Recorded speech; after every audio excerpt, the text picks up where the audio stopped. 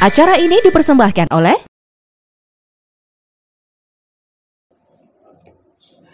Ya baik pemirsa Galang TV, kembali lagi di Dialog Spesial, masih bertemakan keutamaan dan kemuliaan bulan Ramadan dan masih bersama para tokoh agama, tokoh hebat kita, Ustadz Jul Kiram Khairuddin, ada Ustadz Hidayat Salam Sehan dan juga Ustadz Muhammad Amriyah. Saya ke Ustadz Mut dulu.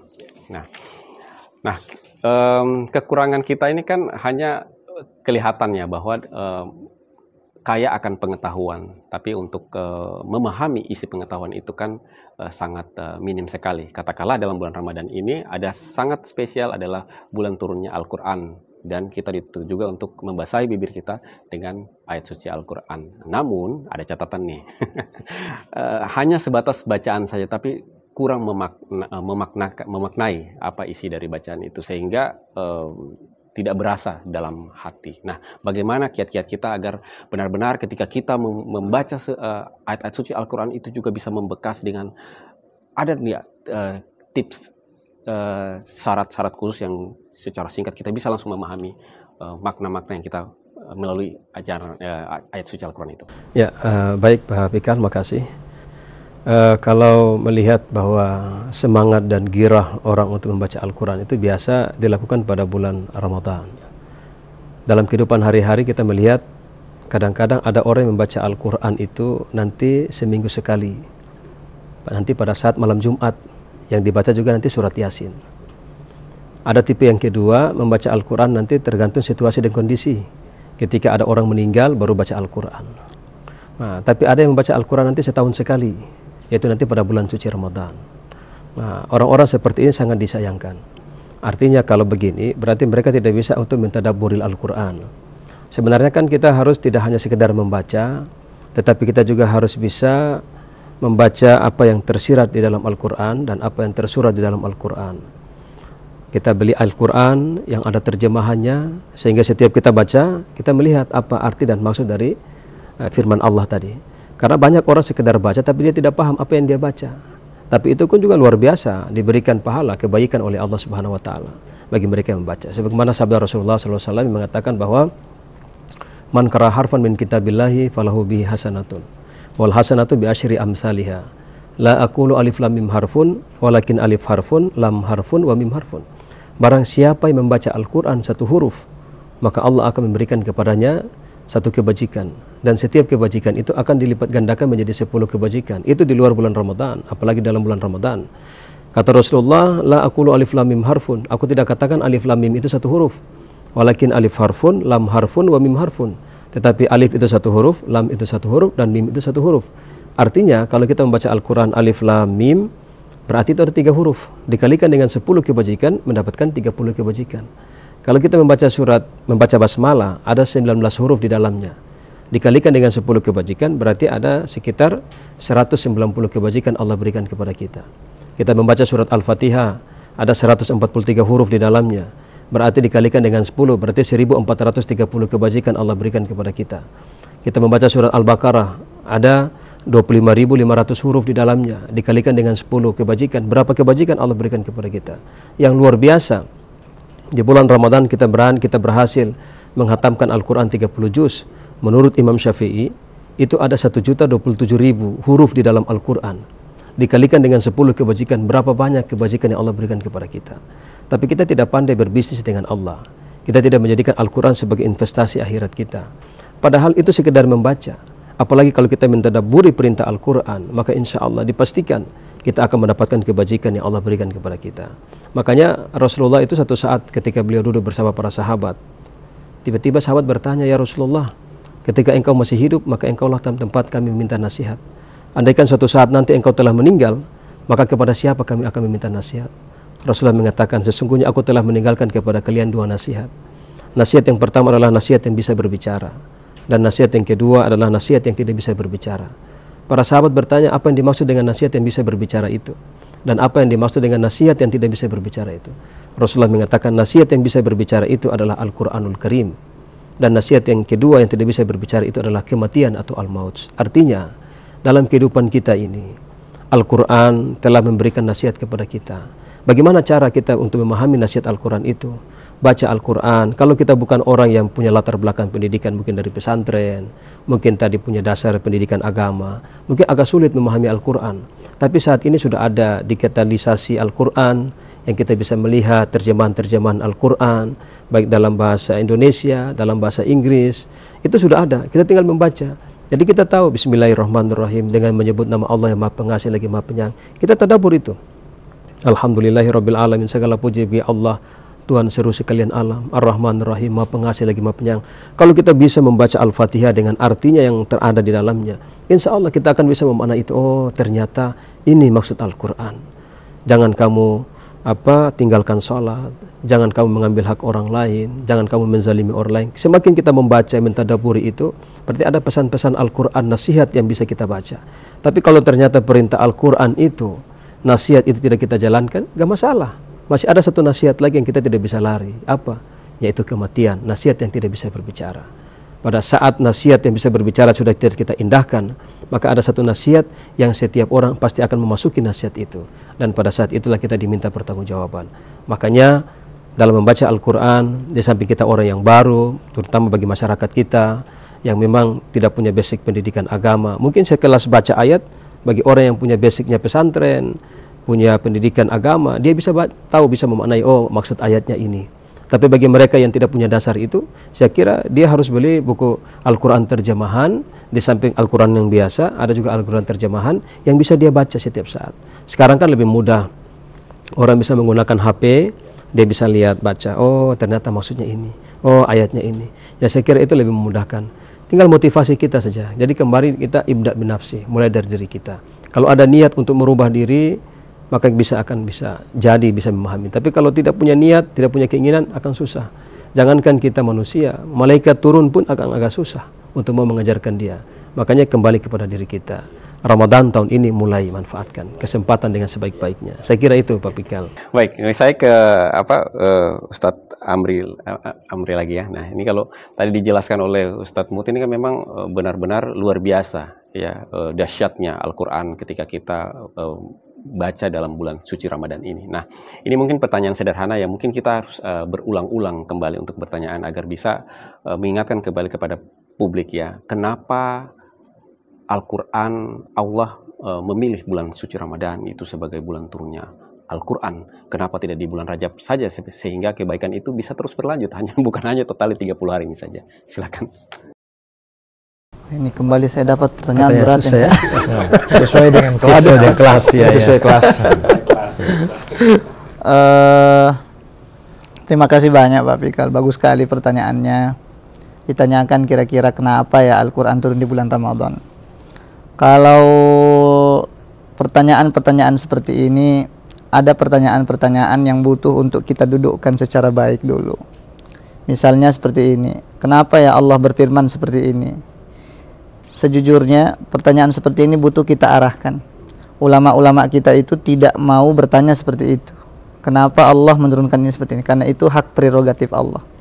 Kita sekadar, ulama itu hanya mengambil mal hikmatu, apa hikmah di balik itu semua ya. Sekarang dengan pertanyaan yang sama, kira-kira Allah menurunkan Al-Quran di bulan Ramadan itu adalah ketentuan Allah Subhanahu wa ta'ala.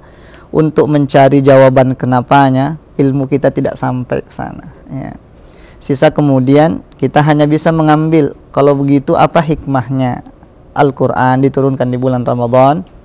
Kalau saya mungkin ingin membalik, bahwa di satu sisi ada ulama yang memberikan gambaran bahwa bulan Ramadan ini mulia, salah satunya karena di dalamnya diturunkan Al-Quran ya. Jadi bisa jadi kita mengatakan bahwa Al-Quran ini mulia dengan diturunkannya di bulan Ramadan, dan bisa juga terbalik, Ramadannya yang mulia karena Al-Quran turun di dalamnya ya. Hikmah-hikmah di balik itu semua saya kira terlalu banyak untuk kemudian kita gambarkan secara umum. Intinya selalu ada hikmah-hikmah luar biasa. Taruhlah misalnya kita gambarkan bahwa ketika Allah Subhanahu wa ta'ala memulai Al-Quran turun dengan surah Al-Alaq, ya, suratul Alaq dengan Iqra, kemudian dikaitkan dengan perintah Allah untuk membaca Al-Quran di bulan Ramadan, maka itu sangat klop, ya. Allah memerintah kita untuk membaca tepat di bulan Ramadan yang Allah perintahkan kita bahwa syahrul Ramadan alladzi unzila fihi al-Quran. Allah, bulan Ramadan ini mulia, atau kemudian salah satu bentuk kemuliaannya yang mana Allah turunkan di dalamnya Al-Quran. Maka meskipun Iqra itu tidak jelas maf'ulnya secara bahasa, tidak jelas objeknya, apa yang Allah perintahkan untuk dibaca, tapi kemudian menjadi jelas ketika kita sandingkan ini. Allah memerintahkan kita untuk membaca, di sisi lain Allah muliakan Ramadan dengan diturunkannya Al-Quran, maka hal pertama yang penting untuk kita baca adalah membaca Al-Quran, ya. Itu baru satu dari sekian banyak hikmah-hikmah luar biasa yang bisa kita ambil untuk mengurai tali temali keterkaitan keutamaan Al-Quran dan bulan Ramadan. Saya ingin memberikan gambaran sederhana saja bahwa memang sebenarnya membedakan kita orang awam dengan orang-orang yang ahli Al-Quran itu sebenarnya perbedaan di mindset saja, Pak. Perbedaan di mindset saja. Kita membaca Al-Quran mengantuk karena memang mungkin kita menganggapnya beban, ya. Tapi di sisi lain, kenapa ada orang yang sampai rela duduk berjam-jam hanya untuk mengulang, murajaah dan seterusnya untuk sebuah hafalan Al-Quran yang tidak nampak secara ini? Karena memang mindsetnya sudah diarahkan bahwa apa yang dia hafalkan ini bukanlah sesuatu yang biasa-biasa. Al-Quran adalah kalam Allah Subhanahu wa Ta'ala. Mempelajari, menghafal sesuatu yang berasal dari zat yang paling mulia, itu adalah kemuliaan, saya kira.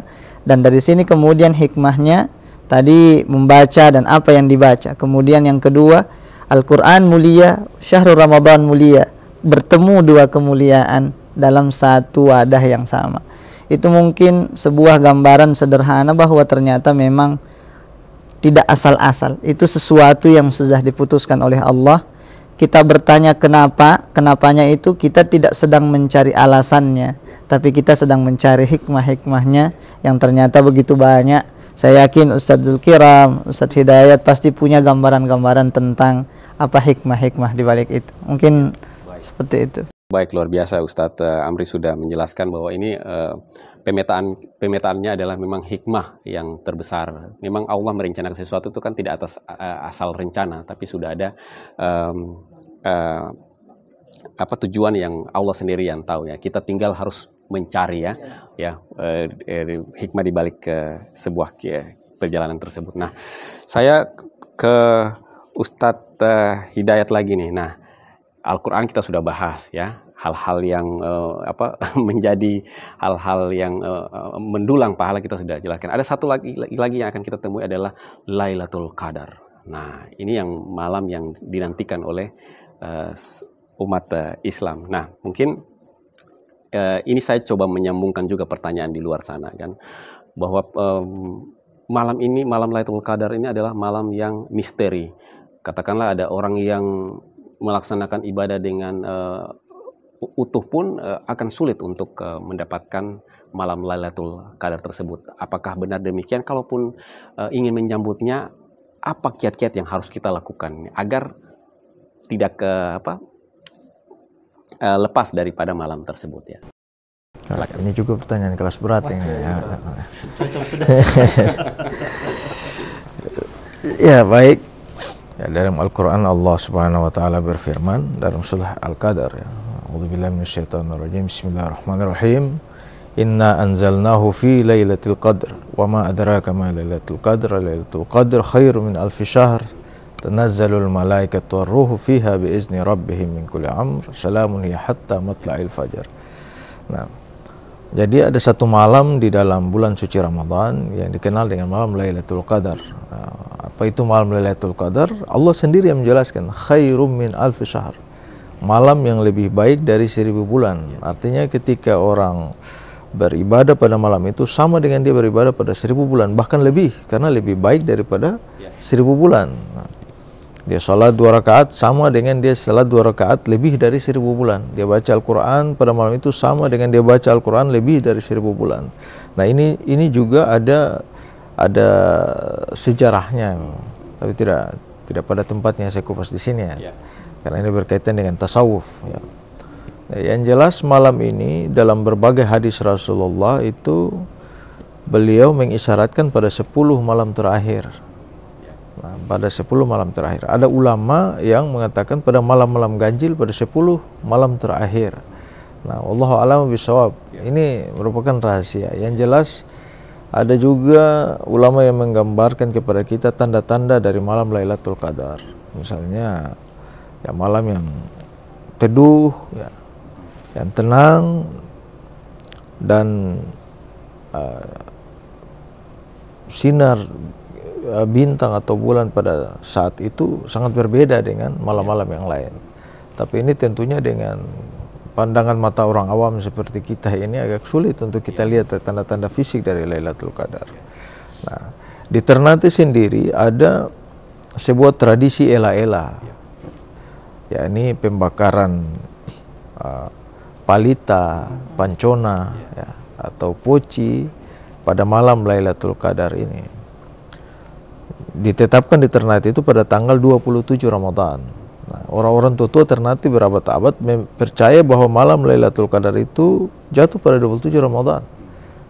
Tapi tentunya kita belum bisa pastikan juga. Wallahu a'lam bishawab. Ini sekedar ikhtiar mereka. Nah, apa makna dari pembakaran itu? Supaya malam itu jangan tidur. Jadi bukan simbolnya keramaian-keramaian yang kosong begitu saja, tidak, pawe-pawe yang itu tidak ada makna di balik maksud dari juguru-juguru, jukalem-jukalem, para ulama-ulama Ternate zaman dulu.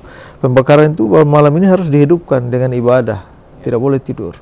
Kalau tidur pada malam Lailatul Qadar, sama saya yang tidur lebih dari 1000 bulan, tidak ada gunanya.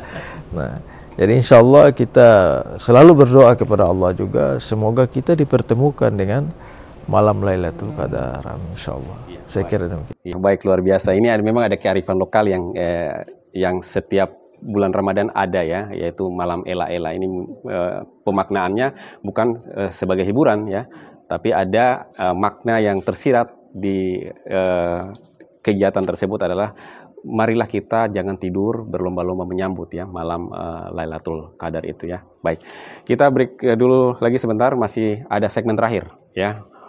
Pemirsa Gamal TV, jangan beranjak dulu dari layar kaca Anda. Dialog spesial masih menyisakan satu segmen untuk Anda, tetaplah bersama kami.